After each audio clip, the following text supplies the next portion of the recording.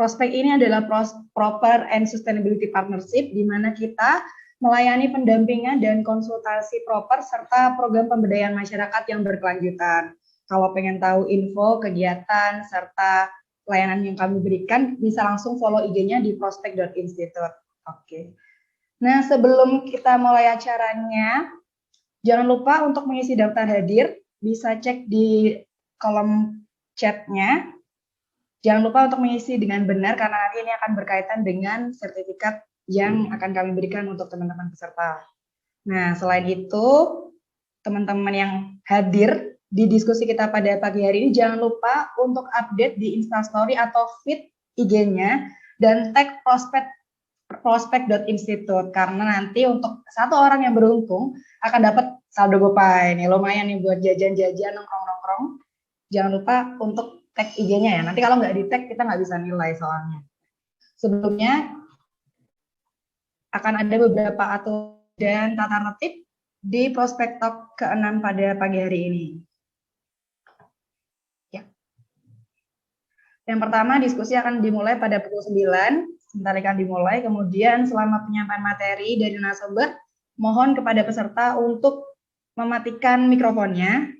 Kemudian untuk peserta yang ingin mengajukan pertanyaan bisa melalui kolom chat, dan nanti akan dipersilakan oleh moderator secara berurutan. Selain itu, jangan lupa untuk teman-teman peserta untuk mengisi daftar hadir yang ada di link yang di-share di kolom chat, dan juga untuk memastikan bahwa daftar hadirnya terisi dengan baik. Oke. Nah, langsung saja, kalau teman-teman sudah melihat ya, roster Prospek Talk kita pada pagi hari ini, temanya adalah konservasi sumber daya air untuk kebudayaan masyarakat. Kita punya 3 pembicara yang luar biasa.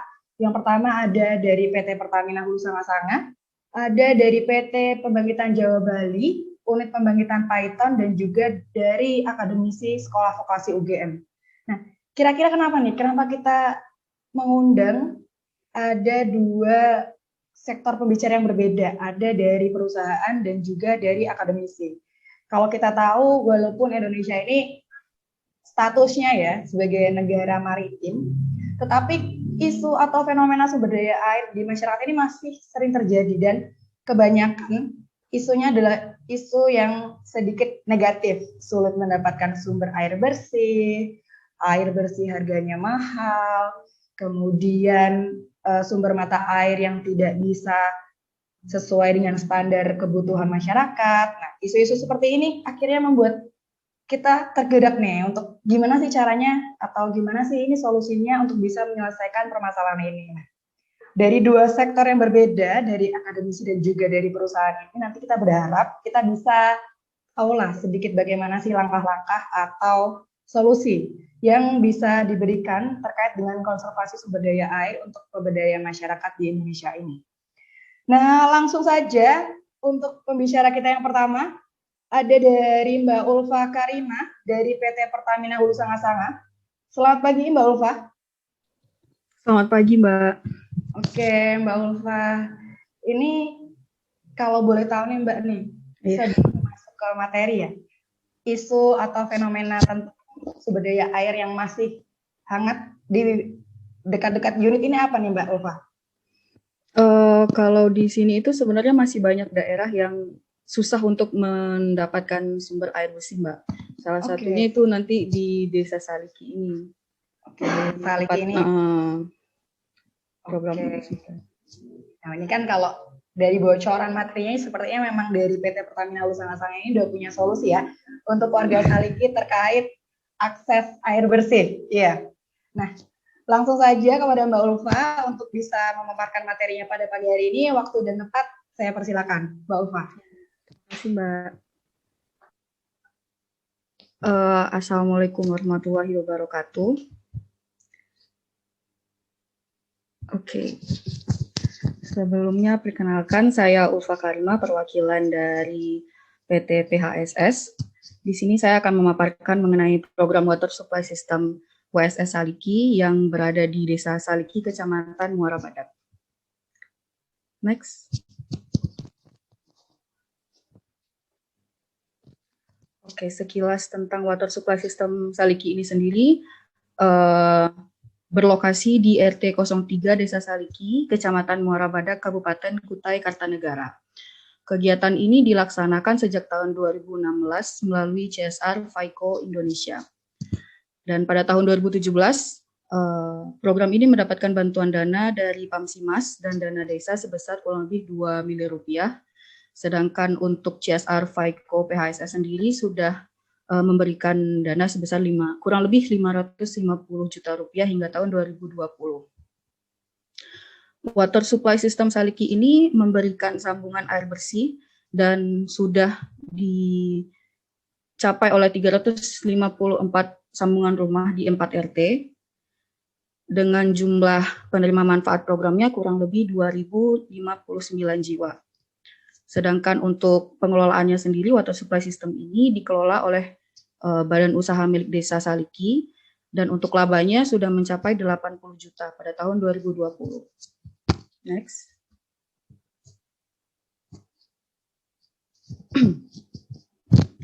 Water supply system ini adalah program penyediaan sarana air bersih masyarakat yang dikembangkan menjadi produk air minum di Desa Saliki, Kecamatan Muara Badak.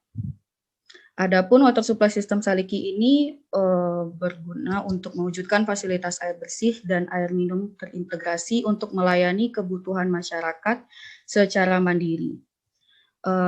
Untuk dukungan dari pemerintah sendiri sudah mendapatkan dukungan dari Kementerian Pekerjaan Umum dan Perumahan Rakyat serta dari Pemda Kabupaten Kutai Kartanegara melalui program Pamsimas. Ini untuk data 2020 ya, penerima manfaatnya 329 KK dan kemudian tadi sudah dijelaskan sudah bertambah sebanyak 354 KK. Selanjutnya. Nah, kenapa sih kita melaksanakan program ini? Yang pertama itu masih banyak masyarakat yang belum memiliki akses air bersih. Untuk perlu rekan-rekan ketahui, kondisi air di Desa Saliki ini tuh masih banyak yang mengandung zat besi serta minyak karena berdekatan dengan site dari Pertamina sendiri. Kemudian jaringan distribusi PDAM itu belum menjangkau keseluruhan Desa Saliki. Kemudian sebagian warga masih menggunakan air dari sumur bor yang kualitasnya juga kurang baik. Next.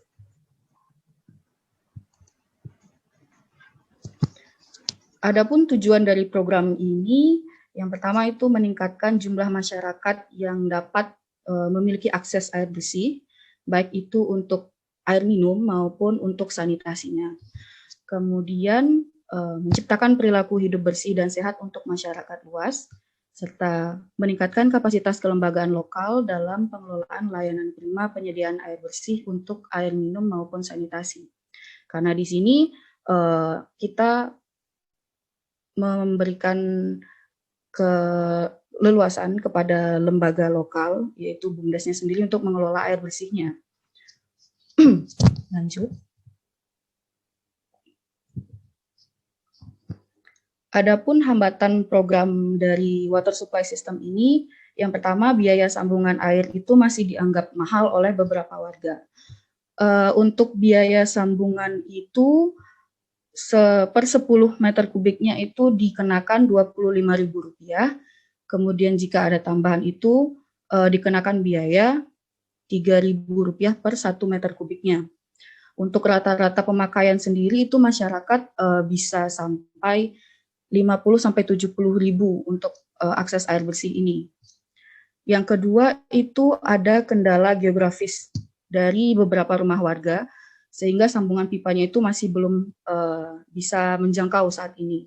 Itu berada di RT 4. Untuk nomor 3 dan 4 ini berkesinambungan, yaitu anggota BUMDes masih belum memiliki pengetahuan sistem administrasi pencatatan keuangan yang baik, serta masih belum memiliki sistem kelembagaan yang cukup baik. Untuk masalah nomor 3 dan 4 ini sebenarnya kita upayakan agar ada pelatihan kepada BUMDes ini sehingga dapat meningkatkan pengetahuan administrasinya serta bagaimana mereka memperkuat kelembagaannya. Yang kelima itu hambatannya berupa depot air minumnya ini masih belum memiliki sertifikasi BPOM dan sertifikasi halal.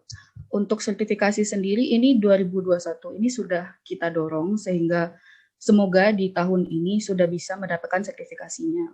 Karena belum ada sertifikasi ini, jadi penjualan dari air minum ini masih berada di lingkup Desa Saliki. Next. Nah, kegiatan apa sih yang dilakukan di program ini? Yang pertama itu pengeboran sumur artesis, kemudian pembangunan bak penampungan air bersihnya, pembangunan menara aerasi, lalu ada instalasi pompa dan filter air, instalasi sambungan rumah, serta yang terakhir itu instalasi depot air minum isi ulang. Next.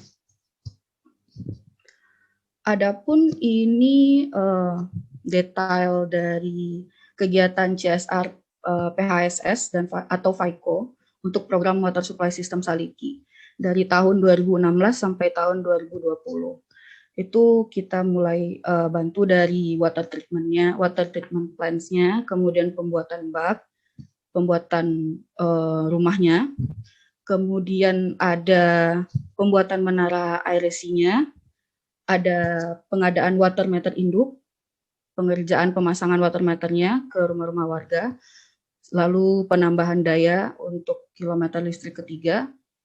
Di tahun 2019 kita membuat depo air minumnya, dan tahun 2020 itu kita memberikan dana berupa pembuatan bak dan pengadaan pompa denso. Kurang lebih untuk dari tahun 2016 sampai 2020 itu bantuan yang diberikan kurang lebih 550 juta.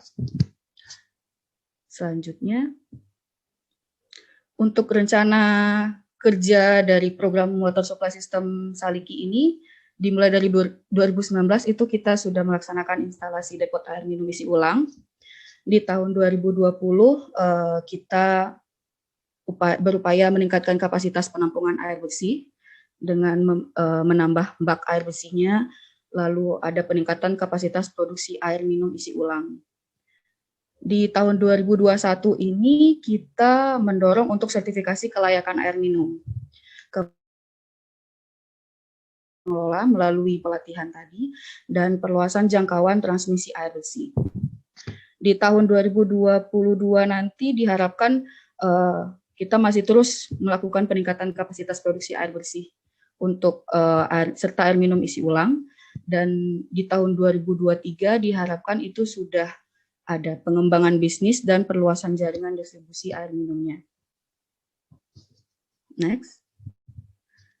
Adapun untuk penghargaan yang diterima program Water Supply System Saliki ini dua di antaranya itu adalah penghargaan dari Bupati, yaitu Kutai Kartanegara CSR Award di tahun 2020, penghargaan Gold, kemudian Indonesian CSR Award juga Gold di tahun 2020. Program ini mendapatkan penghargaan karena dianggap memberikan dampak positif untuk masyarakat secara luas. Lanjut. Nah, selanjutnya ini gambaran tentang WSS Saliki. WSS Saliki itu kayak gimana sih? Nah, ini instalasi water supply-nya. Itu ada menara aerasinya dan ada bak airnya di sana. Kemudian ini bentuk depot air minumnya. Lanjut. Nah, kira-kira begini nanti untuk pengolahannya sendiri. Next. Nah, sekian dari saya. Mohon maaf apabila ada penyampaiannya yang kurang jelas atau kurang berkenan. Terima kasih. Terima kasih Mbak Ulfa atas materi luar biasanya. Kalau kita lihat memang dari PT Pertamina Hulu Sanga-Sanga ini sudah memberikan dampak luar biasa ya dengan dibangunnya water supply system di Saliki ini. Mbak Ulfa, kalau boleh tahu dari 2000 sekian kakak yang sudah bisa merasakan dampaknya WSS ini, kalau dalam persen itu sudah berapa persen ya Mbak ya dari penduduk Saliki yang sudah bisa mengakses dan menikmati WSS ini?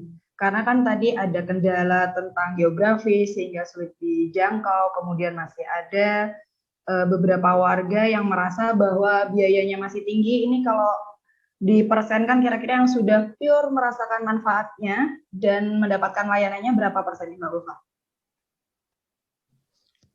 Ini kalau dari yang saya dapatkan ya Mbak, data dari ininya kurang lebih itu mungkin sudah mencapai 70% dari warganya. Oke, 70% udah Iya. luar biasa ya Mbak ya. Iya. Ini ada target sampai 100%-nya nih Mbak nih, kira-kira. Iya, insya Allah itu kan kita ada rencana 5 tahun ke depannya itu ya Mbak. Ya. Semoga di tahun kelimanya itu sudah bisa mendapatkan semuanya sudah mendapatkan akses air bersih di desa Saliki. Oke. Sejauh ini untuk distribusi minuman kemasannya masih lokal aja ya Mbak ya? Atau mungkin Iya, Mbak Ulfa ada foto kemasan minuman kemasannya? Oke. Atau bisa di-share? Kalau untuk air minumnya itu sendiri bentukannya galon, Mbak. Oke, galon ya. Galon deh, air minum galon.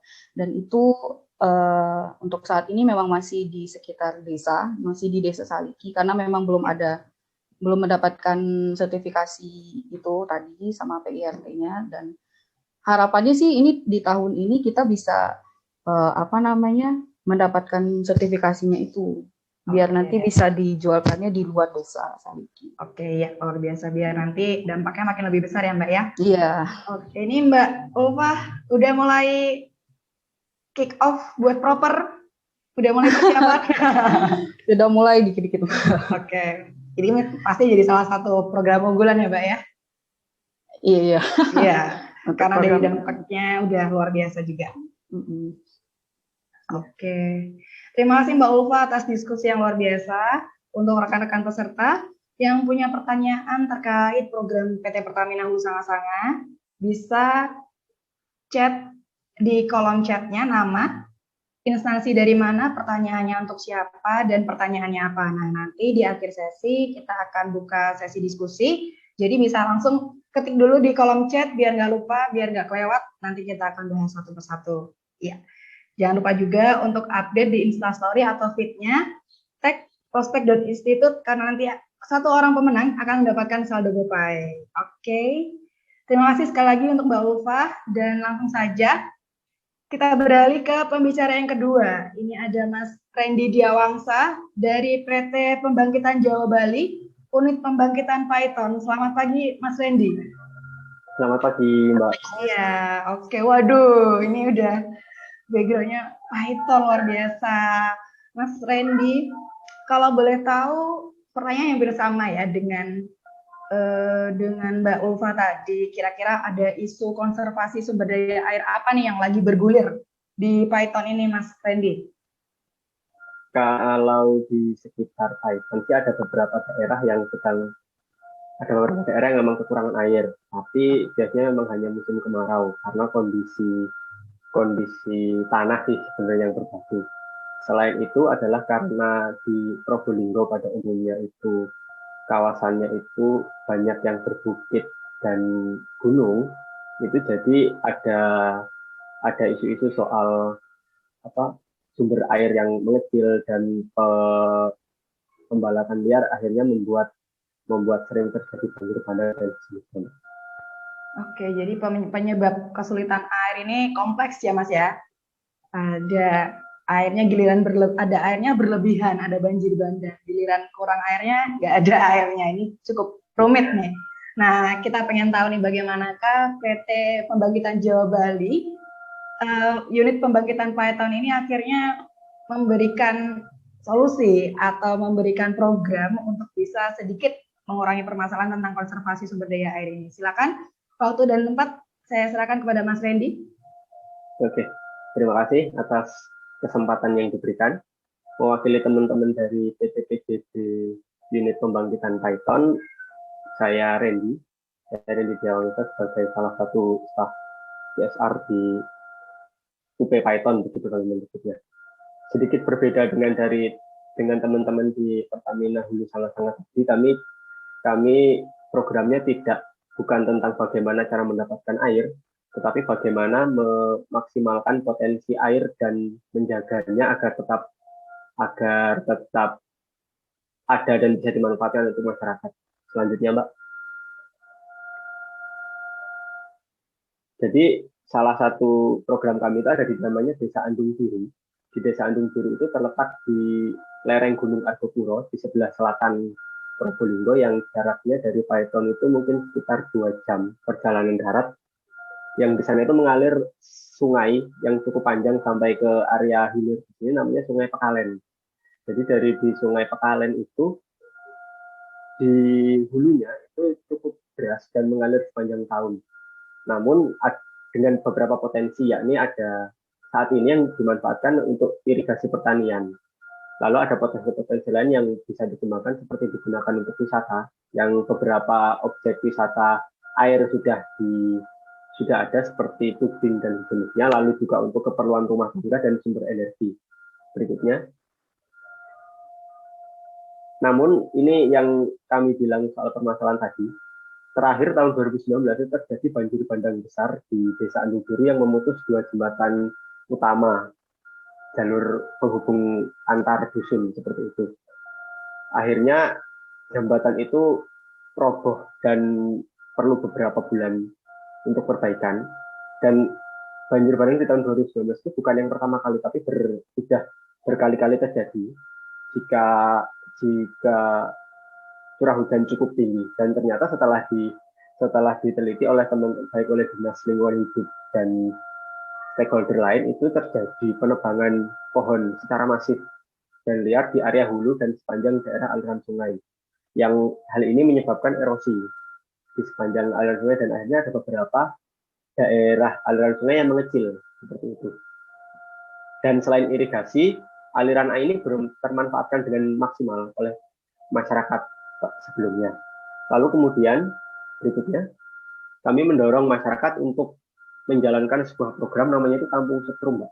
Jadi Setrum itu tingkatan dari sentra energi terbarukan untuk masyarakat dengan 4 kegiatan yang kami laksanakan di sana. Pertama adalah PLTMH, yang kedua ada UMKM kopi, dan berikutnya ada konservasi di Sungai Pekalen, dan terakhir adalah peternakan sapi.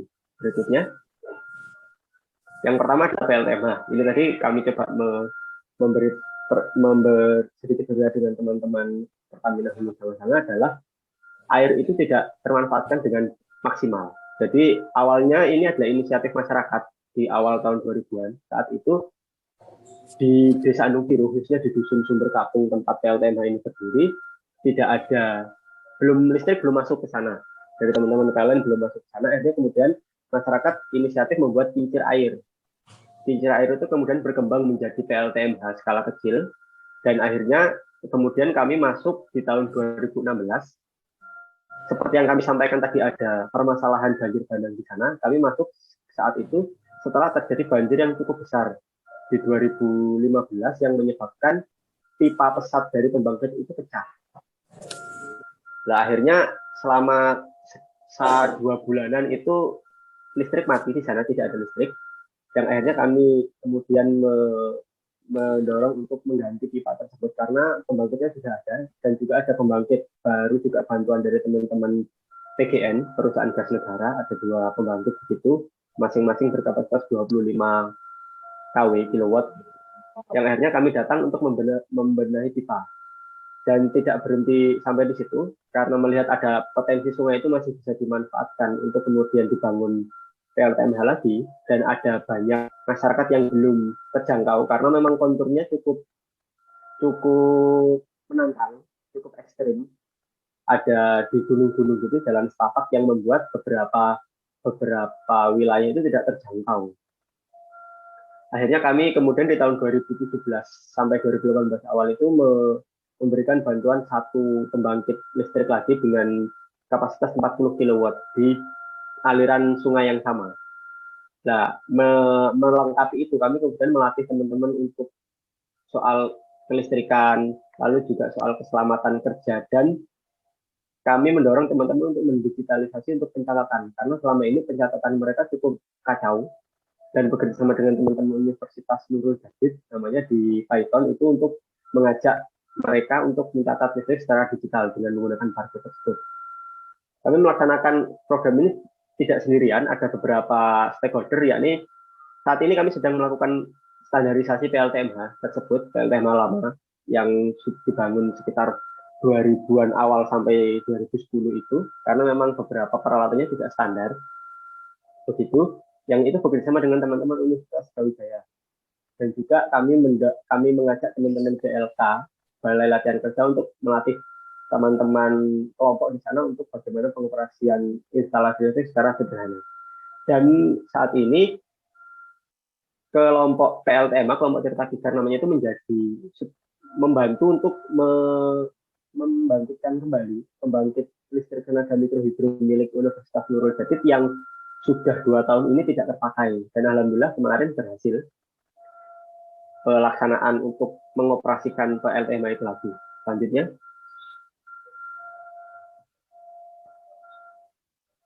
ini adalah beberapa keberhasilan program. Yakni teman-teman ternyata di sana tidak hanya menjual listrik ini, tapi juga memberikan fasilitas gratis bagi beberapa kelompok.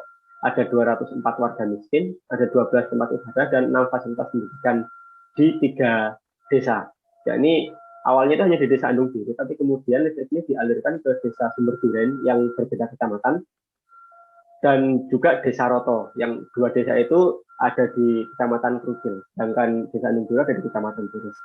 Dan kami mengajak teman-teman Universitas Brawijaya untuk menghitung, jadi dengan penggunaan energi terbarukan tersebut, masyarakat membantu mencegah munculnya emisi sebesar 200.000 sekian ton CO2 ekuivalen per tahun. Dan saat ini penerima manfaat sudah lebih dari 2.000 orang. Atau jumlah kakaknya itu sekitar 600-an kakak. Gitu. Selanjutnya. Dan berikutnya adalah kegiatan berikutnya adalah konservasi. Ini karena permasalahan utama di sana adalah banjir bandang dan penebangan. Banjir bandang dan penebangan, kami kemudian mengajak teman-teman BUMDes, Badan Usaha Milik Desa, itu untuk melakukan konservasi, yakni dimulai dengan penanaman. Lalu setelah penanaman kami mengajak teman-teman untuk membuat bank bibit. Harapannya nanti penanaman itu bisa dilakukan mandiri dengan pembibitan yang dilakukan oleh kelompok sendiri. Dan saat ini teman-teman BUMDes mengajak PKK untuk ikut serta dalam proses pembibitan. Yang saat ini, yang ilmu mereka didapatkan dari ketika kami mengajak teman-teman untuk latihan. Kami mendatangkan teman-teman dari Institut Pertanian Bogor untuk melatih tersebut dan mengajak Dinas Lingkungan Hidup untuk melakukan konservasi. Selanjutnya. Dan saat ini sudah ada 3 unit greenhouse di Desa Andung Biru tersebar di 3 dusun untuk teman-teman melakukan pembibitan, dan ada 25 orang yang terlibat serta lebih dari 3.000 pohon. Kami memfokuskan menanam pohon buah karena selama ini masyarakat itu menebang pohon-pohon produksi ya, seperti sengon, jati, atau dan sejenisnya, yang itu membuat dengan pohon buah mereka bisa memanfaatkan hasil buahnya tanpa harus menebang pohon, karena memang Probolinggo itu salah satu penghasil buah yang cukup bagus. Durian, alpukat, juga mangga, dan lain-lain itu bisa jadi sumber penghasilan tambahan nanti bagi masyarakat jika penanaman ini berhasil. Begitu. Selanjutnya. Dan berikutnya adalah UMKM kopi. Jadi dasarnya adalah ketika siang hari listrik dari PLTMA itu tidak termanfaatkan dengan baik, dan mata pencaharian masyarakat itu sebagian besar adalah petani kopi, dengan baik itu di kebun sendiri maupun lahan-lahan milik petani. Jadi dari potensi dan permasalahan tersebut, kami kemudian mendorong masyarakat untuk menciptakan sebuah brand. Mereka menyebutnya itu kopi Lang Baling. Lang Baling itu adalah sebutan untuk kincir air dalam bahasa Madura, yang memang masyarakat Andung Biru hampir semuanya adalah etnis Madura dan berbahasa Madura. Begitu, jadi mereka menciptakan brand itu sekarang sudah punya PIRT. Dan berikutnya adalah kami memberikan bantuan untuk alat-alat pengolahan dan budidaya kopi dari yang bertenaga listrik demi pemanfaatan listrik dari PLTMA tersebut. Dan saat ini teman-teman sudah punya 1 kedai kopi yang difasilitasi oleh Balai Latihan Kerja Kabupaten Probolinggo. Kebetulan mereka punya semacam area yang tidak terpakai. Setelah kami berhasil bekerja sama untuk itu tempat jadi tempat rumah batik Probolinggo, yang salah satu program kami. Akhirnya kami kemudian mendorong untuk UKM kopi itu diperbolehkan membangun tempat di situ dan berjualan di situ. Jadi saat ini juga teman-teman juga alhamdulillah dapat punya sertifikat dalam budidaya kopi dan barista dari teman-teman Kuslit Kopi, dan ada satu kafe di Probolinggo seperti itu. Selanjutnya, dan dari ini ada satu kedai kopi dengan total ada 27 penerima manfaat yang terlibat dalam program tersebut, dalam kegiatan tersebut, dan teman-teman menanam 3 jenis kopi Arabica, Robusta, dan Liberica dengan berbagai macam varian. Selanjutnya, dan berikutnya adalah peternakan sapi terpadu, yang ini kegiatan baru yang untuk mendorong teman-teman memanfaatkan limbah kulit kopi yang selama ini tidak dimanfaatkan. Dengan pemanfaatan tersebut untuk pakan ternak, mendorong untuk masyarakat Andung Biru yang memang sebagian besar memiliki sapi sebagai hewan ternak untuk tidak hanya menggunakan hijauan sebagai pakan, tapi memanfaatkan limbah tersebut. Dan juga hasil dari kotoran tersebut dimanfaatkan untuk biogas. Yang ini kami bekerja sama dengan teman-teman Universitas Brawijaya untuk biogasnya, dan pelatihan ternaknya dengan teman-teman Universitas Fakultas Peternakan Universitas Gajah Mada. Selanjutnya, dan saat ini ada satu kandang sapi dengan kapasitas 8 ekor yang diisi oleh sapi-sapi dari masyarakat. Kami tidak membantu sapi, tapi hanya memfasilitasi kandang dan peralatan untuk pengolah pakan fermentasi. Dan ada 10 teman-teman anggota BUMDes yang terlibat, serta ada biogas, instalasi biogas yang memanfaatkan kotoran sapi tersebut. Selanjutnya, dan ini jadi alhamdulillah kami dan masyarakat mendorong perubahan perilaku di masyarakat, yakni kegiatan illegal logging berkurang, dan juga ada bank bibit yang melakukan penghijauan secara bertahap. Jadi teman-teman itu melakukan penghijauan secara mandiri, 200 pohon, 300 pohon berkala setiap 6 bulan atau 1 tahun sekali. Dan juga ternyata di sana mampu dengan adanya listrik mendorong masyarakat itu mengurangi pemanfaatan kayu bakar. Yang selama ini mereka menggunakan kayu bakar untuk memasak, jadi menggunakan peralatan-peralatan listrik yang akhirnya dipakai untuk kegiatan domestik sehari-hari. Dan juga ada pemanfaatan listrik dari energi terbarukan tadi, dari air, untuk pengolahan biji kopi dan UMKM lain. Berikutnya, jadi ini manfaat yang dirasakan sampai saat ini adalah alhamdulillah kami berhasil menyelamatkan sekitar 1.800 pohon per bulan yang tidak ditebang, dan juga limbah kulit kopi, juga limbah ampas kopi yang digunakan untuk penyaring di instalasi limbah batik milik binaan kami yang lain. Lalu juga dana mendapat aliran listrik PLTMH, serta juga ada listrik gratis bagi fasilitas umum dan masyarakat miskin, serta teman-teman yang punya brand Kopi Lang Baling, dan alhamdulillah kelompok sudah memiliki akta pendirian kelompok yang terdaftar. Demikian presentasi dari kami. Jika ada pertanyaan silakan. Terima kasih. Assalamualaikum warahmatullahi wabarakatuh. Ya, waalaikumsalam Mas Randy. Terima kasih, materinya sangat luar biasa.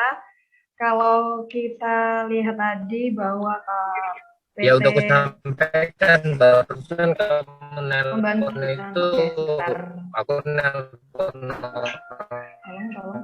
Oke, sebentar ya. Oke. Mohon maaf, ada sedikit noise tadi. Nah, untuk program-program di PT Pembangkitan Jawa Bali ini, khususnya di unit pembangkitan Python, program-programnya cukup komprehensif ya Mas ya, karena walaupun mungkin hanya mengoptimalkan sumber daya air, kayak ternyata dampaknya domino kemana-mana. Ada bisa dimanfaatkan sebagai tadi di peternakan sapi terpadu, juga bisa dimanfaatkan juga untuk produksi kopi. Nah, ini dampak dominonya ternyata cukup besar ya Mas Randy ya. Alhamdulillah. Oke. Jadi memang teman-teman sebenarnya kami hanya mendorong teman-teman untuk memaksimalkan potensi yang ada seperti itu. Karena memang seperti PLNMH kegiatannya itu sudah ada yang menginisiasi, tapi kami kemudian dengan kemampuan dan teknologi yang kami miliki mendorong teman-teman untuk memaksimalkan kegiatan tersebut gitu. Oke, memang kadang ide terbaik itu justru datangnya dari masyarakat sendiri ya Mas Randy ya. Iya. Oke, terima kasih Mas Randy. Mungkin nanti kita bisa diskusi lebih panjang lagi di sesi diskusi di terakhir sesi nanti. Untuk rekan-rekan peserta yang punya pertanyaan untuk Mbak Ulfa atau Mas Randy, silakan langsung diketik di kolom chat, tulis dulu namanya siapa, dari instansi mana, pertanyaan untuk siapa, dan pertanyaannya apa. Nanti di akhir sesi kita akan adakan diskusi tanya jawab. Oke, terima kasih sekali lagi untuk Mas Randy. Langsung saja kita akan beralih ke pembicara kita yang ketiga, ada Bapak Adi Kurniawan dari Sekolah Vokasi UGM. Selamat pagi Bapak Adi. Selamat pagi Bapak Ibu, Mbak, Mas, adik-adik. Ya Bapak, terima kasih ya sudah menyempatkan waktunya untuk sharing ilmu di Prospek Talk ke-6 pada hari ini, di tengah kesibukan Bapak pastinya. Oke, mungkin langsung saja, waktu dan tempatnya saya persilakan kepada Bapak Adi.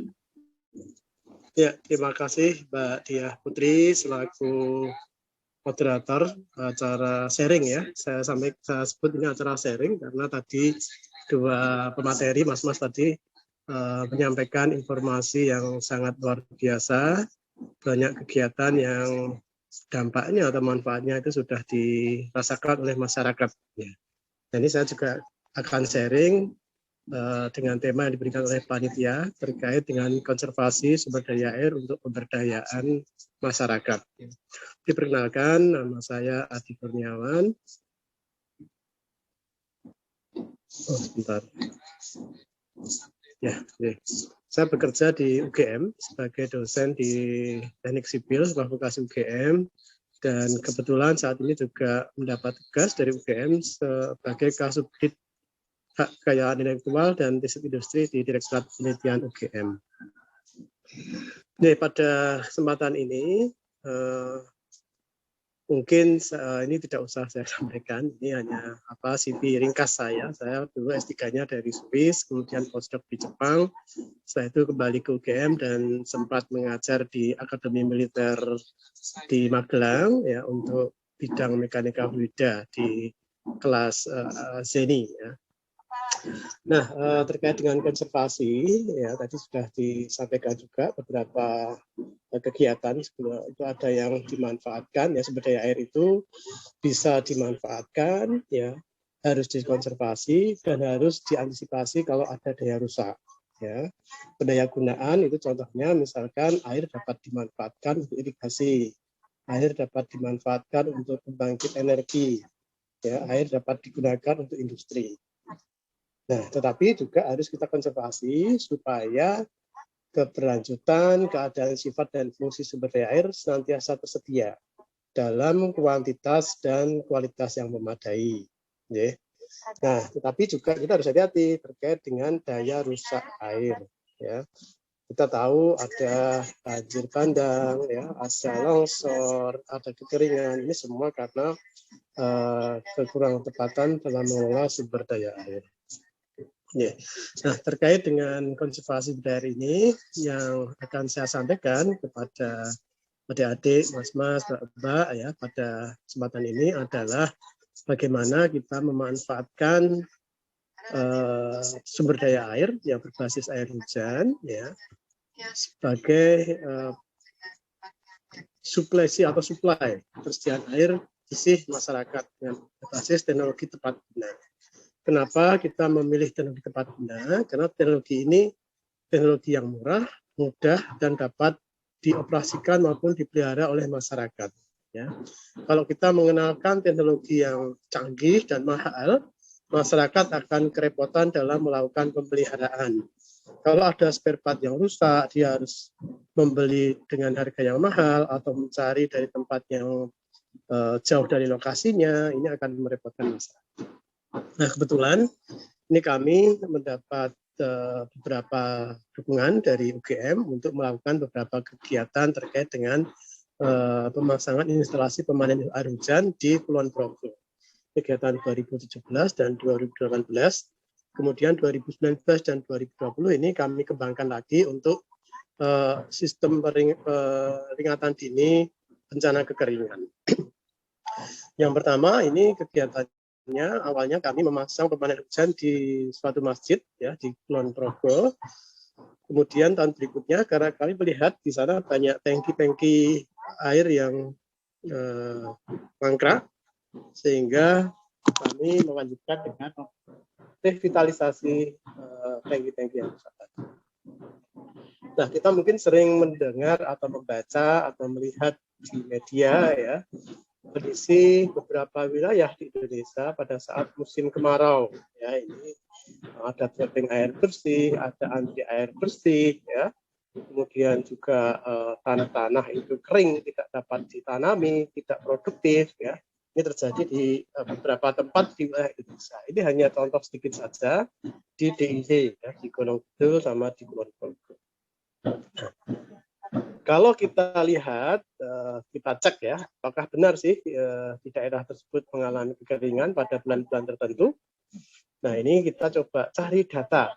Kita cari data, ini kita dapat data 2007 dan 2015. Ya, sebetulnya ada semua, hanya kita tampilkan dua untuk ngecek pola curah hujan di lokasi tersebut. Ya. Ternyata memang sesuai dengan kondisi real. Ya. Di saat musim-musim kemarau, Mei sampai Oktober, ini benar-benar tidak ada hujan atau hujannya sangat minim, ya, sehingga masyarakat kesulitan mendapatkan air bersih. Di lokasinya, ya, ini tidak jauh dari UGM, ya, kurang lebih 1 jam ya, dari Jogja UGM. Nah, ini tahun 2014-2015, ini Desa Banjar Arum, ini tempat lokasi kami tadi, itu pernah mendapatkan bantuan dari pemerintah pusat, instalasi penyediaan bersih. Ini membuktikan bahwa memang daerah tersebut perlu didukung, disupport ya, dari pemerintah untuk memenuhi kebutuhan air bersihnya. Ya, bantuannya itu ada pompa air, ya, kemudian juga ada tangki, ya. Nah, ini kemudian kita ke lapangan, kita cek ini ada tangki yang sudah dipasang ya, oleh pemerintah, tapi ternyata saat kita tanyakan ke masyarakat, kita cek itu tidak berfungsi optimal, bahkan mangkrak. Ini terpasang pada 24 lokasi. Ya, jadi sejak 2015 sudah terpasang itu tidak pernah dipakai lagi. Nah, dan kita coba ukur kapasitasnya, ya. Nah, kemudian kita coba cek kegiatan kita ini dapat mendukung berapa goals sih dari Sustainable Development Goals. Kita tahu bahwa Sustainable Development Goals itu ada 17 goals, dan dengan aktivitas yang kita lakukan, paling tidak kita mensupport 4 goal. Ya. Goal nomor 3 itu Good Health and Well-being. Goal number 6, ya, nomor 6 Clear Water and Sanitation. Goal nomor 11 Sustainable Cities and Communities. Goal nomor 14 Life Below Water. Nah, ini setelah kita survei, ya, kita peroleh sebanyak 24 lokasi, 24 titik tangki-tangki yang mangkrak tadi. Padahal dibiayai dari dana negara, dana pemerintah yang tentunya berasal dari pajak masyarakat. Nah, ini sudah kita plot, ini berada di sekitar lokasi ini. Ya, ini ada 24. Nah, dan tujuan dari mengapa kita melakukan kegiatan ini, membantu masyarakat memenuhi kebutuhan air bersih, mengoptimalkan infrastruktur yang sudah ada atau mangkrak untuk dapat dipergunakan kembali, membuat sebuah inovasi baru pada teknologi pemanen hujan secara komunal untuk membantu dalam memenuhi kebutuhan air bersih, menerapkan teknologi tepat guna untuk mendukung program SDGs dalam bidang konservasi air. Nah, kemudian kita melakukan survei bagaimana supaya tangki tadi dapat dimanfaatkan. Kita mensurvei beberapa titik dan kita lakukan juga pengukuran jarak antara tangki dengan pemukiman masyarakat dan juga dimensi atap atau bangunan yang ada di masyarakat. Ini kita ukur semua, kita ukur jaraknya.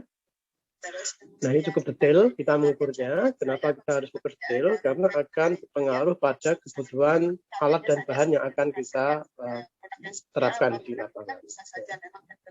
Sudutnya berapa, panjangnya berapa. Nah, selain itu juga akan meningkatkan kesejahteraan masyarakat untuk mengolah dan memanfaatkan kembali air hujan agar kebutuhan air dapat terjaga. Kita sebagai negara tropis yang dianugerahi musim penghujan cukup panjang, ini tentunya kita harus bersyukur dengan cara melakukan pengelolaan terhadap air hujan yang turun ke bumi Indonesia. Ya, kita mungkin selama ini tidak begitu peduli karena sejak lahir besar ya kondisinya seperti itu, kita tidak pernah merasakan keringan. Ya. Coba kalau kita bandingkan dengan teman-teman di Timur Tengah, ya, teman-teman di Afrika, dalam 1 tahun jumlah hari hujannya ini sangat minimal sekali. Ya.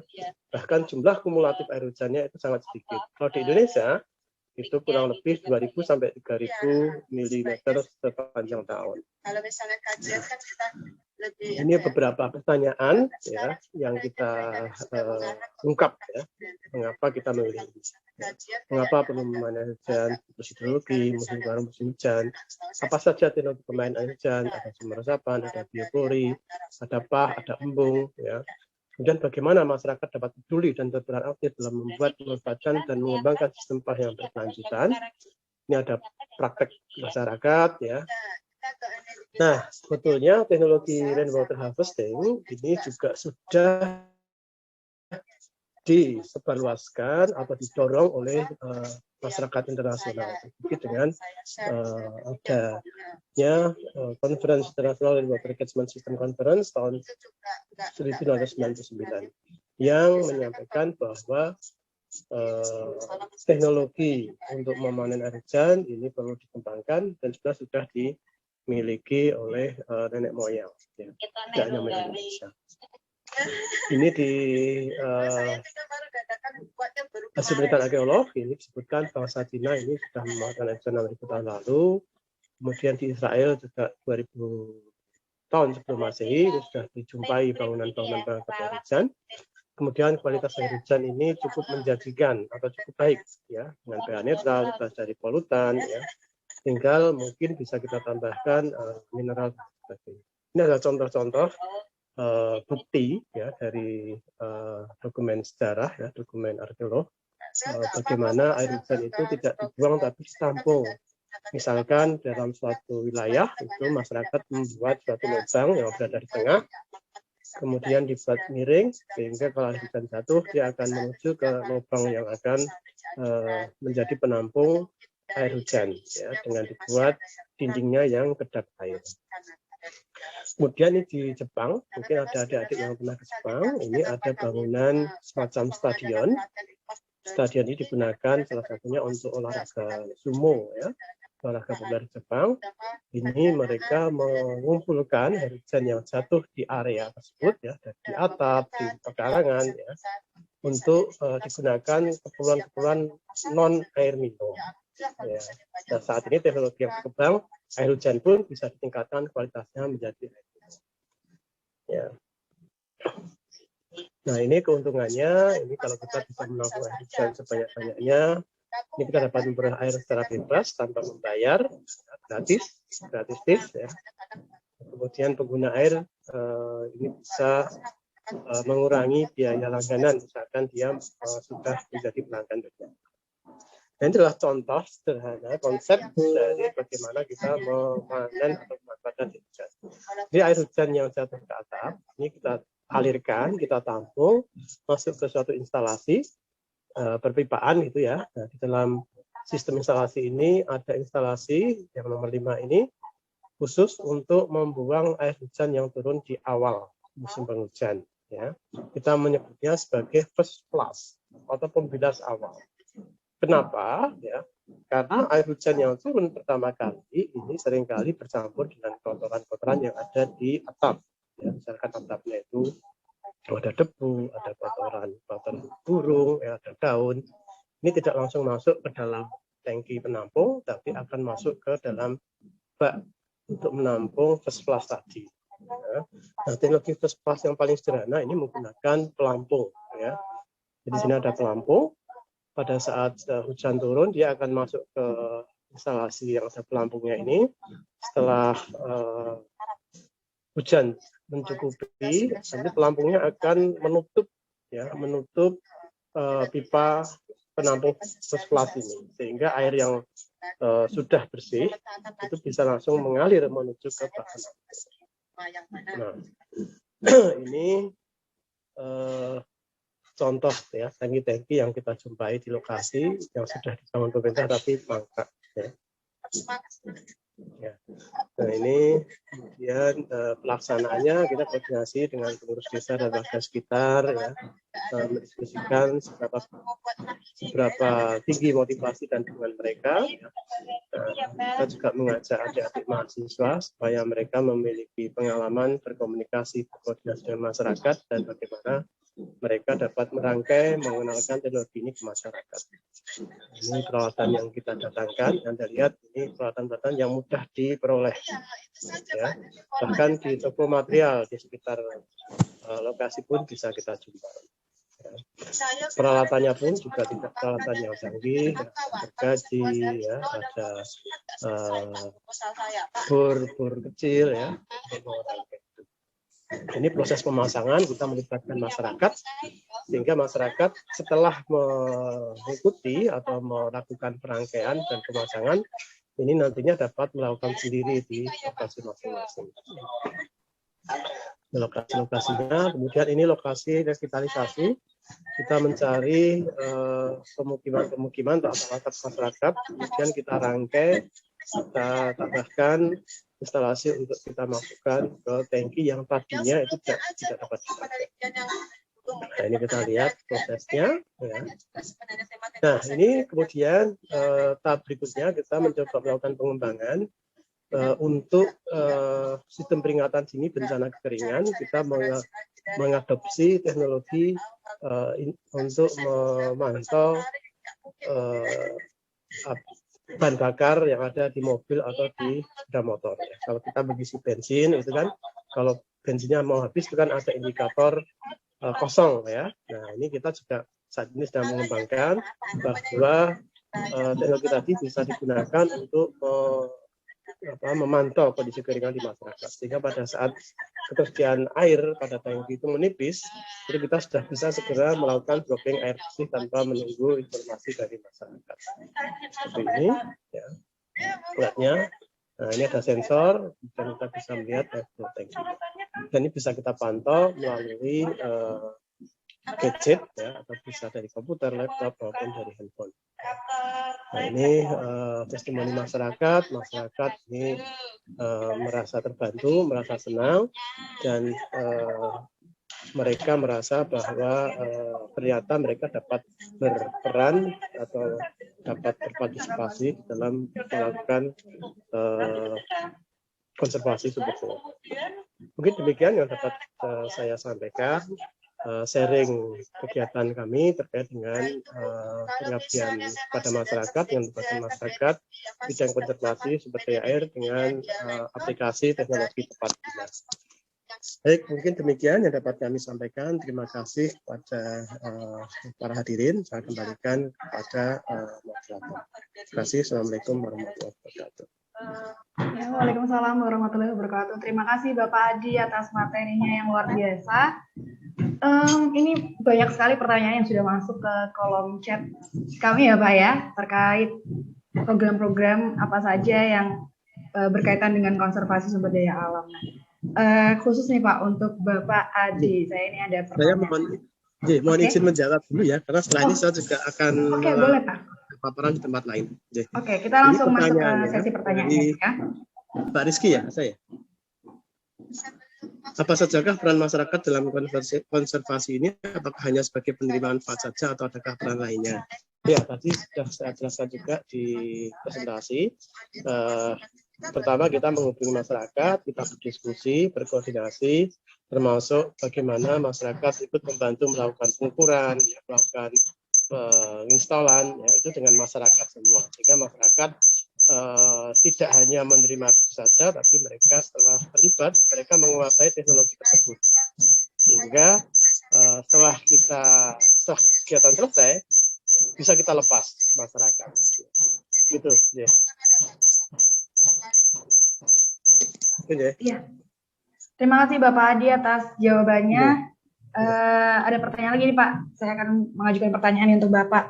Nah, kalau di Indonesia sendiri kan sebenarnya sudah ada penerapan koefisien bangunan dasar nih Pak, dalam rangka untuk memastikan di suatu wilayah itu area resapannya masih terjaga nih Pak. Kalau menurut Bapak sendiri, apakah penerapan koefisien bangunan dasar ini sudah efektif atau belum nih Pak? Sudah banyak diikuti atau belum? Ya, itu harus didukung dengan perda dan penegakan hukum. Jadi sebelum izin diberikan memang harus dicek bahwa itu tidak hanya di atas kertas saja, tapi benar dicek. Mereka membuat komitmen ya sesuai dengan yang dirilis dalam peraturan daerah. Jadi memang kita harus memikirkan resapannya. Memanen air hujan itu bisa ditampung, bisa diresapkan. Ya. Diresapkan itu untuk memberi imbuhan kepada air tanah, tapi kalau ditampung dapat sewaktu-waktu kita manfaatkan. Ya. Oke, baik Pak. Mungkin satu pertanyaan terakhir saja Pak dari saya sebelum Bapak beralih ke agenda selanjutnya Pak. Singkat saja, kalau ada metode konservasi air ini ada dua Pak. Ada berdasarkan teknologi dan juga perubahan perilaku sosial dari masyarakat. Kalau menurut Bapak Adi, mana yang harus didulukan Pak? Nah, dua-duanya ini bisa berjalan paralel. Oke. Ya. Tempat guna ini yang sudah dikuasai masyarakat. Ya, kalau masyarakat kan biasanya mereka itu kadang mereka dikenalkan proyek atau kegiatan, tetapi tidak dilibatkan. Ya, pada saat proyek selesai, seperti tadi yang saya contohkan, ada tangki-tangki yang dipasang 24, ternyata mangkrak setelah dilepas. Karena basisnya proyek. Pemerintah memasang tangki, kemudian harapannya itu ada air yang masuk situ, ternyata tidak ada. Ya. Nah, ini kita harus memilih, memang kita harus berhati-hati dalam memilih teknologi yang kita gunakan ke masyarakat. Oke, terima kasih Pak. Bapak masih berkenan menjawab satu pertanyaan terakhir dari peserta.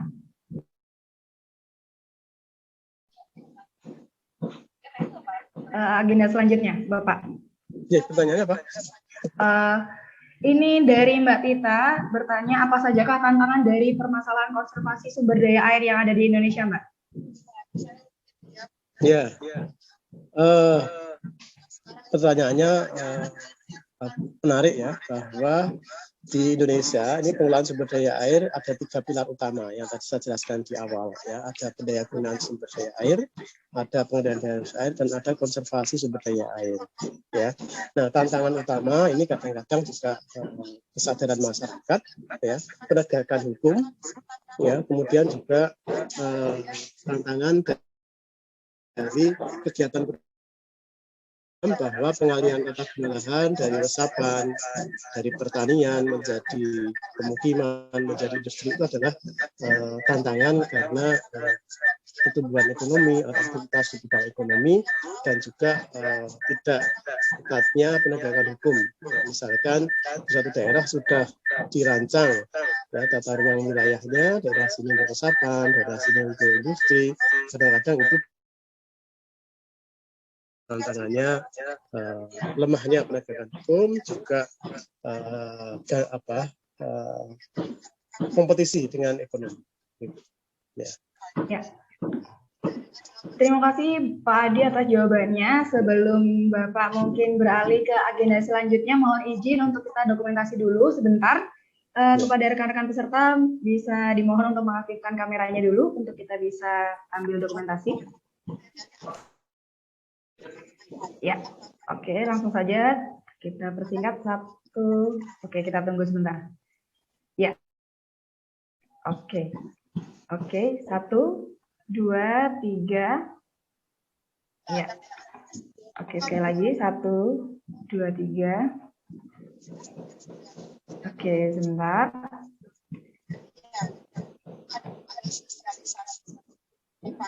Ya, selanjutnya. 1, 2, 3. Oke. Ya, terima kasih kepada Bapak Adi atas materinya yang luar biasa dan sudah menyempatkan untuk menjadi pembicara pada pagi hari ini.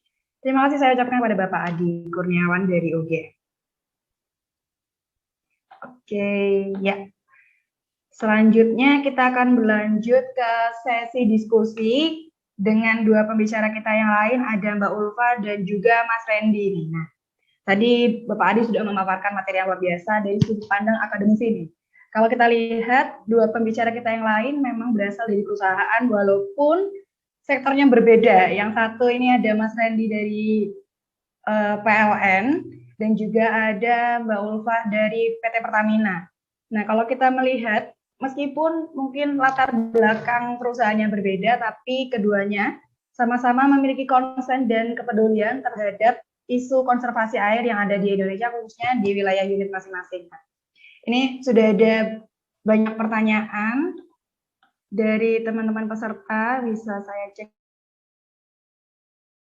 Dan dari Mas Damalung ini, kepada Mbak Ulfa dan juga Mas Randy. Pertanyaannya adalah, apakah program konservasi air tersebut memiliki share value berupa core kompetensi perusahaan dan bagaimana capaiannya untuk tahun ini? Untuk yang pertama menjawab, silakan kepada Mbak Ulfa dulu untuk menjawab pertanyaan dari Mas Damalung. Baik, terima kasih atas kesempatannya. Untuk PHSS sendiri ini untuk saat ini ya belum ada ini share value untuk program ini. Kebetulan kita akan mengupayakan itu nantinya untuk program depot air minumnya nanti setelah mengembangkan program depot air minumnya nanti itu akan kita jadikan mitra strategis di perusahaan untuk penyediaan air minum itu. Tapi untuk tahun ini belum.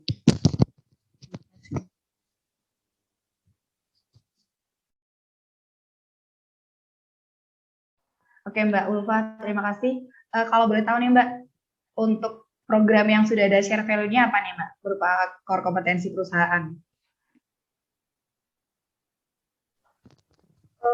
Kalau untuk saat ini sebenarnya belum ada sih Mbak, yang benar-benar untuk core value perusahaannya belum ada sih. Tapi lagi dikembangkan beberapa gitu program yang akan di. Oke, masih mencoba cari celah ya Mbak ya. Oke, kemudian kepada Mas Randy dipersilakan untuk menjawab pertanyaan dari Mas Damalung. Pertanyaannya masih sama. Terima kasih pertanyaannya Mas Damalung. Kalau kita merujuk pada pengertian soal corporate value yang bersifat kompetensi sih, di program ini kurang mencakup ya. Kami hanya mampu melakukan transfer ilmu ke kelompok adalah soal manajemen kebangkitan dan juga tentang kompetensi kami pada keselamatan kesehatan dan keselamatan kerja. Tapi jika merujuk pada corporate value yang kami kemudian memanfaatkan produk yang dihasilkan, sementara belum. Kami sedang menginisiasi program lain sih yang berhubungan dengan itu, yaitu pemanfaatan energi terbarukan biomasa yang akan menunjang kompetensi perusahaan yang sekarang sedang meningkatkan bauran biomasa di PLTU seperti itu. Oke, terima kasih Mas Randy. Kepada Mas Damalung, bagaimana? Apakah masih ingin menanggapi jawaban dari Mbak Ulfa dan Mas Randy? Mas Damalung, bagaimana? Oke, sepertinya mungkin Mas Damalung sedang ada masalah koneksi ya. Mungkin nanti kalau Mas Damalung sudah bergabung lagi bisa untuk berdiskusi kembali. Pertanyaan selanjutnya ada dari Mbak Titis dari Pelaju. Pertanyaan yang pertama ditujukan kepada Mbak Ulfa. Pertanyaannya adalah, apakah kegiatan ini terintegrasi dengan aspek sumber daya alam efisiensi air? Apabila ada, boleh minta tolong share bagaimana keintegrasiannya. Mbak Ulfa, silakan. Untuk saat ini belum ada data untuk efisiensi air ya, karena kita sendiri tuh masih mau menjangkau warga yang belum memiliki akses air bersih. Jadi untuk efisiensi airnya mungkin saat ini belum, karena memang masih ada beberapa rumah juga kan yang belum dijangkau untuk air bersihnya sendiri. Terima kasih. Berarti sejauh ini masih fokus ke aksesnya dulu ya Mbak ya? Iya, memenuhi aksesnya dulu, baru nanti kalau kebutuhan.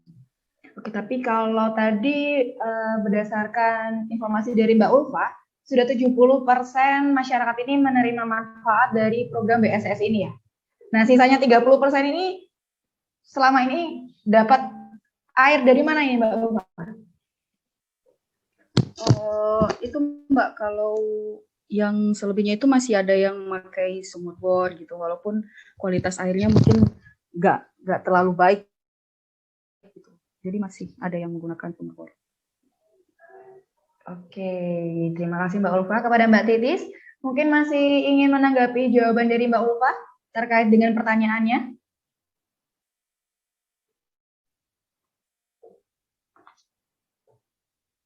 Mbak Titis, silakan.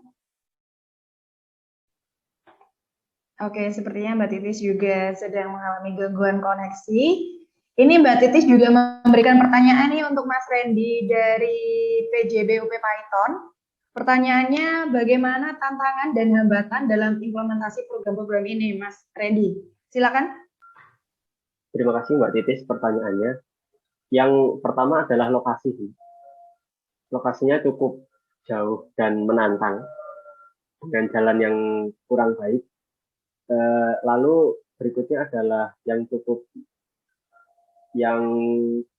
masyarakat karena memang tidak semuanya berpendidikan yang cukup baik, akhirnya memang pola komunikasinya agak sedikit berbeda dengan masyarakat pada umumnya.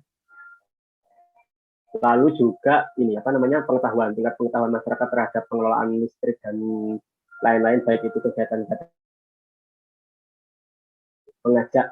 mengajak yang punya wilayah, dalam hal ini kebanyakan mengajak pemerintah untuk membantu masalah komunikasi dan sejenisnya. Saat ini itu sih yang banyak kami hadapi kendala, dan juga tingkat partisipasi masyarakat yang naik turun. Jadi karena memang tidak semua program itu menghasilkan secara ekonomi, seperti program-program peternakan dan konservasi kan memang secara ekonomi belum terlalu menghasilkan. Karena memang programnya juga baru berjalan 1-2 tahun ini, jadi secara ekonomi belum, akhirnya memang itu cukup menantang untuk kemudian mengajak masyarakat terus aktif dalam program tersebut. Gitu Mbak. Terima kasih Mas Randy atas jawabannya. Saya kembalikan Mbak Titis, mungkin masih ada tanggapan untuk jawaban Mas Randy atau Mbak Ulfa? Oke, sepertinya Mbak Titis belum terhubung dengan kita. Mas Randy, saya ada pertanyaan nih untuk Mas Randy. Seperti yang Mas Randy sampaikan tadi, bahwa kadang masyarakat ini agak susah kalau ternyata program-program itu tidak ada nilai ekonomi ya Mas Randy. Nah, tadi kalau dari program ini sudah berhasil menyelamatkan sekian ribu pohon untuk tidak ditebang. Benar ya Mas Randy ya?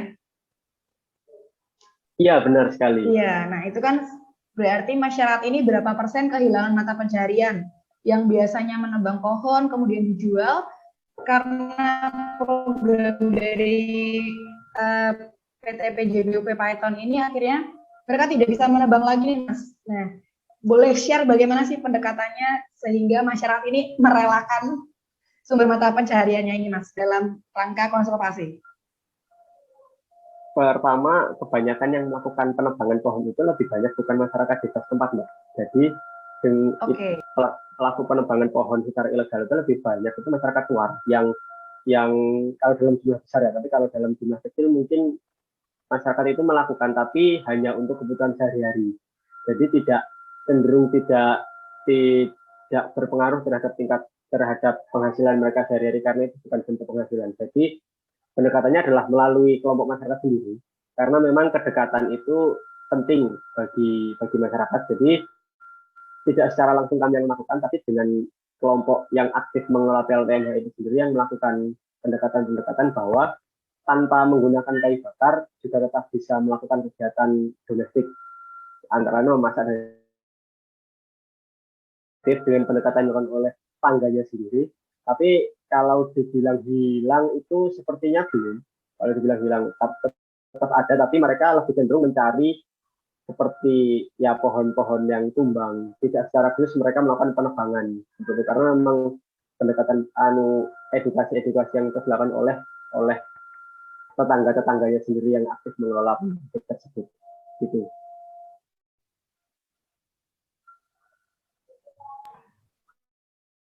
Oke, baik Mas Randy. Jadi paling tidak meskipun belum bisa hilang sepenuhnya, tetapi sudah ada penurunan ya Mas ya dalam penambangan hutan khususnya. Oke, ini saya tiba-tiba terbesit pertanyaan untuk Mbak Ulfa ini, Mbak Ulfa. Kalau tadi disampaikan Mbak Ulfa bahwa depot air minum ini kemudian dikelola oleh BUMDes setempat, ya Mbak Ulfa ya? Ya, halo. Iya. Iya. Gimana, Mbak? Oh iya, kalau tadi Mbak Ulfa sampaikan bahwa depot air minum ini dikelola oleh BUMDes setempat, ya Mbak Ulfa ya? Iya Mbak, dikelola Ya. oleh BUMDes. Kalau boleh tahu nih Mbak, sebelum mengelola depot air minum ini, kegiatan BUMDes atau produk dari BUMDes di Saliki ini apa ya Mbak Ulfa?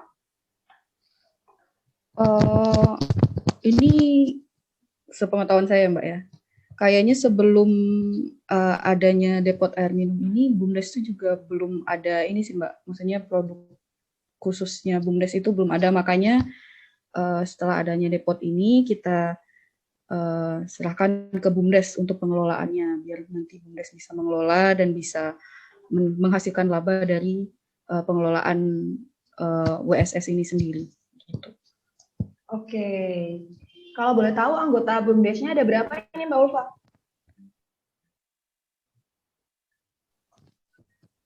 Kalau saya sendiri ini nggak tahu sih Mbak ini berapa anggota BUMDes-nya, karena kebetulan ini programnya bukan saya yang pegang. Oke, Mbak lagi fokus di program apa nih Mbak sekarang? Kalau saya ini programnya itu kebetulan Mbak. Oke. Jadi beda lapangan. Kalau saya ini program yang jejak pesisir. Oke, jejak pesisir. Programnya banyak kayak memang nih dari PHSS ini. Beda-beda lapangannya Mbak. Iya. Oke, untuk pertanyaan selanjutnya ada dari Mbak Kurnia Rizky. Pertanyaannya untuk Mbak Ulfa lagi. Pertanyaannya adalah untuk gambaran pelaksanaan programnya bagaimana teknisnya. Misalnya saya adalah warga di sana, lalu ingin mendaftar agar mendapat fasilitas instalasi air di rumah saya, kepada siapa atau bagaimana regulasi yang harus saya lakukan, lalu uang yang saya bayarkan tadi alokasinya bagaimana? Seperti itu Mbak Ulfa. Jadi Mbak Kurnia ini lebih bertanya tentang teknisnya seperti apa kalau ingin mendapatkan instalasi airnya. Terima kasih untuk pertanyaannya. Ini bagus sih pertanyaannya. Kalau untuk pendaftarannya sendiri, nanti warga ini bisa mendaftar ke kantor desa, Mbak. Nanti setelah daftar di kantor desa, lalu dari desanya sendiri nanti akan pasang meterannya untuk rumah warga ini. Kalau untuk biaya itu dibayarkan kemana? Nah, dibayarkan itu nanti langsung ke BUMDes-nya. Kalau untuk alokasi uangnya ini kira-kira mau kemana ya? Ini alokasinya nanti uang itu untuk perawatan water supply system ini sendiri. Jadi lebih ini sih. Jadi kalau untuk alokasi uang itu biar uangnya diputar di sana sehingga WSS ini sendiri bisa berkembang, bisa lebih baik lagi. Terus peningkatan produksi air bersihnya juga lebih banyak lagi. Oke, baik Mbak. Kalau boleh tahu nih Mbak, dari langkah pendaftaran sampai kemudian warga ini bisa mendapatkan instalasi airnya, kira-kira butuh waktu berapa lama ini Mbak Ulfa?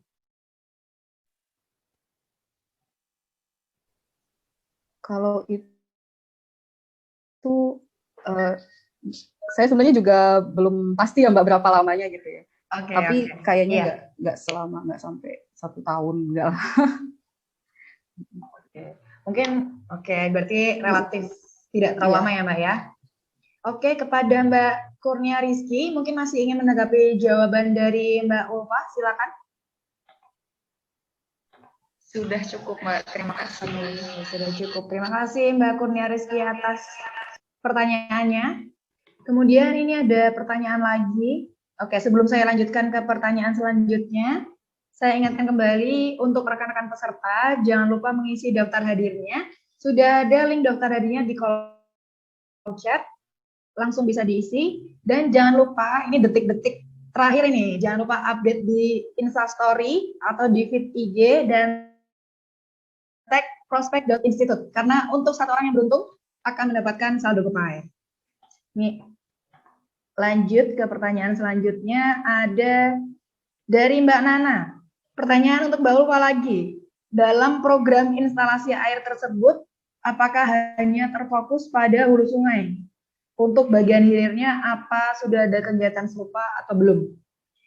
Silakan, Mbak Ulfa. Pertanyaan dari Mbak Nana. Oh, terima kasih. Ini kita nggak fokusnya di sungai, Mbak. Oke. Airnya. Jadi Sumber air tanah ya, Mbak ya? iya, ini kan nanti sumber air tanah itu nanti pengeboran gitu, Mbak. Airnya. Oke. Kalau di PHSS ini ada bentang alam apa aja nih, Mbak? Atau mungkin ada sungai, bukit? Iya, ada sungai, ada terus agak perbukitan juga sih, Mbak, kalau di sini. Oke. Bentang alamnya. Mungkin terkait program konservasi airnya, mungkin ada rencana untuk bergeser ke wilayah sungainya, Mbak? Atau belum? Kalau untuk ke wilayah sungai itu belum ada sih, Mbak. Oke. Kebetulan. Karena masih fokus ya tadi ke core bagaimana masyarakat bisa akses air bersihnya dulu ya, Mbak ya? Iya, betul. Oke, terima kasih Mbak Ulfa atas jawabannya. Kepada Mbak Nana, mungkin masih ingin menanggapi jawaban dari Mbak Ulfa? Ya sudah cukup, Mbak. Oke, terima kasih Mbak Nana atas pertanyaannya.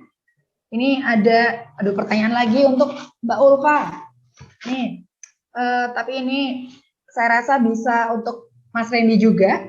Jadi ini ada dari Mas Kendra dari Sosiologi FISIP UNS. Pertanyaannya mau menanyakan apakah terjadi kesenjangan di masyarakat atau kecemburuan sosial akibat program ini berdampak baru ke 70% masyarakat. Ini untuk Mbak Ulfa ya. Yang 30 ini kan berarti belum berdampak nih Mbak Ulfa. Apa kira-kira 30%-nya ini ada rasa kecemburuan atau enggak nih kira-kira Mbak Ulfa? Kalau untuk kecemburuan sendiri, saya rasa nggak ada sih, Mbak. Soalnya ini 70% ini kan, yang 30% ini bukan karena kita nggak mau membantu mereka, tapi memang ada kendala dari kondisi geografisnya sendiri gitu kan. Dan kita pun masih mengupayakan bagaimana 30% ini nantinya bisa mendapatkan sambungan air juga. Itu sih lebih gitu.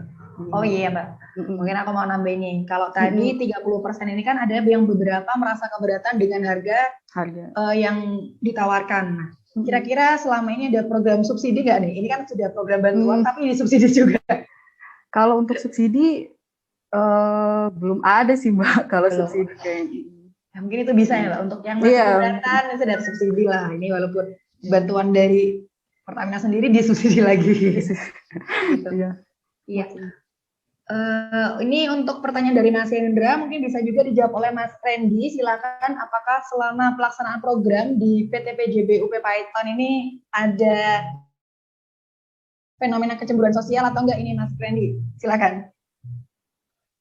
Kalau kecemburuan sosial terkait dengan pemanfaatan listrik sih, sepanjang kami ketahui sih belum ada, karena memang yang menerima listrik ini adalah mereka yang belum mendapatkan sambungan. Meskipun sekarang akhirnya teman-teman kalian masuk ke dusun tersebut ya, tapi kalau untuk jangkauan memang belum, dan karena ada beberapa tempat mungkin yang secara jangkauan memang cukup susah dan cukup mahal, jika menyambung ke sana juga itu karena lokasi sih. Mungkin akhirnya ada semacam ya sedikit kecemburuan gitu, tapi karena memang itu juga kalau mau teman-teman kamu kan menghitung biaya untuk penyambungan ke situ Mbak.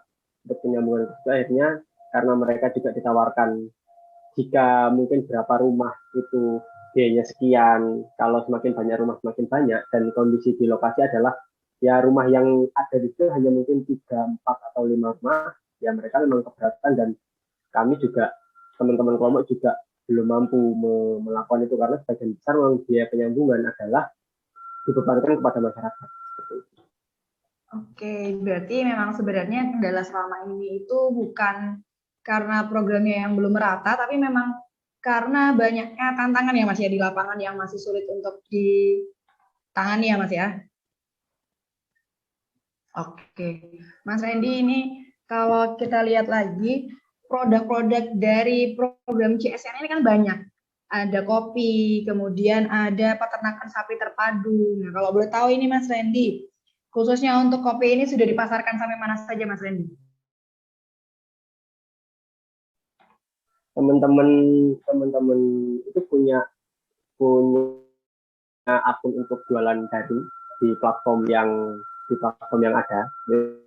Teman-teman punya itu pelan-pelan ngurusinnya karena memang permasalahan di sana itu keterbatasan jaringan komunikasi Mbak. Jadi hanya ada di titik-titik tertentu yang ada sinyalnya. Jadi geser sedikit mati begitu. Kondisi sinyal di sana. Jadi memang kendala penjualan online itu cukup menantang. Jadi sekarang dengan adanya kedai di area bawah di area dekat kota lah anggaplah itu dekat pusat keramaian itu membuat teman-teman mengaktifkan platform jualan daring itu, dan selain itu juga mereka pemasarannya satu, kalau untuk kopi yang ada partai besar itu mereka tetap jual ke pasar dan jenisnya untuk kualitas rendah, tapi dengan kualitas bagus mereka memasarkan ke jaringan mereka seperti kafe-kafe, juga kantor juga membantu membeli untuk biasanya kami untuk kegiatan-kegiatan tertentu atau souvenir, tapi memang sistemnya tidak rutin, jadi lebih ke eventual seperti itu. Jadi selain itu ya mereka ke kafe-kafe, mereka sebelum pandemi mereka beberapa kali ikut pameran untuk memasarkan kopi mereka. Setelah pandemi akhirnya otomatis kegiatan pameran yang cukup berdampak itu juga tidak dilakukan. Jadi lebih banyak akhirnya sekarang mengaktifkan kembali toko daring tersebut dan kedai itu Mbak. Oke, dan kedai ya. Kalau boleh tahu Mas, UMKM kopinya ini kapasitasnya sudah berapa ton produksinya atau kuintal, atau berapa banyak nih kapasitas produksinya per hari Mas Randy?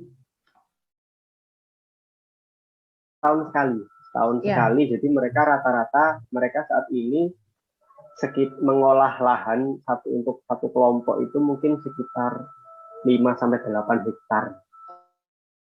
Oke. Jadi dengan produktivitas setiap hektar itu rata-rata setiap tahun itu mungkin di angka 1-2 ton. Oke, cukup besar ya Mas ya, luar biasa. Cukup besar karena memang banyak sih, dan di sana memang konturnya memang pegunungan.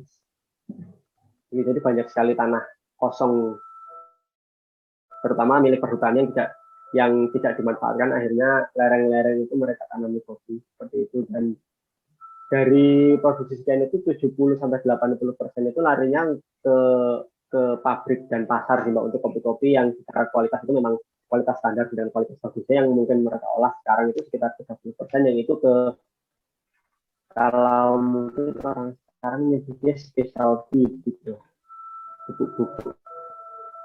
bubuk dan biji untuk coffee shop dan biji. Oke, baik Mas Randy.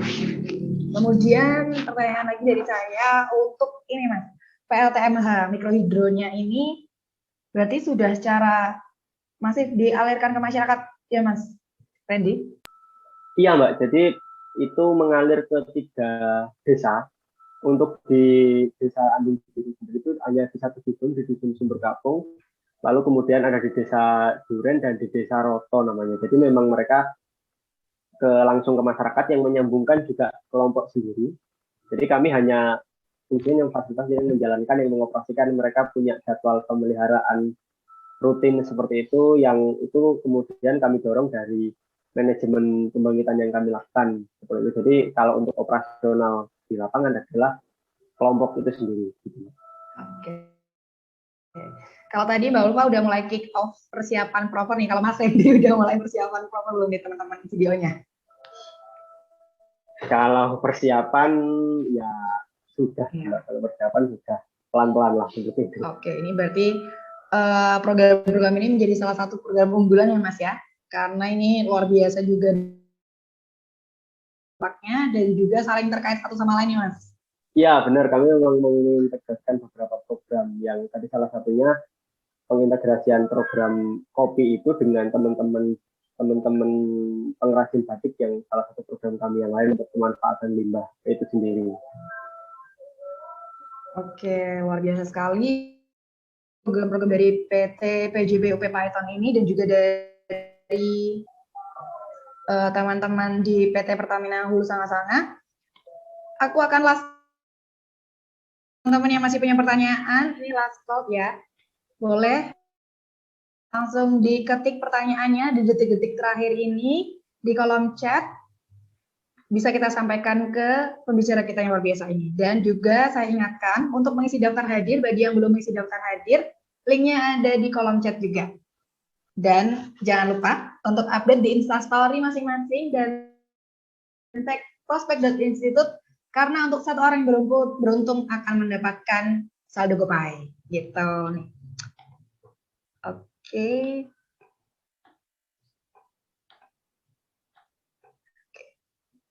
Sepertinya sudah tidak ada lagi pertanyaan yang masuk. Teman-teman sudah cukup diskusi yang luar biasa ini dengan dua pembicara kita yang luar biasa. Sebelum saya akhiri kegiatan kita pada pagi hari ini, boleh diaktifkan dulu kameranya, kita akan dokumentasi atau boleh kasih reaction aja kalau lagi nggak pengen aktifin kamera. Silakan.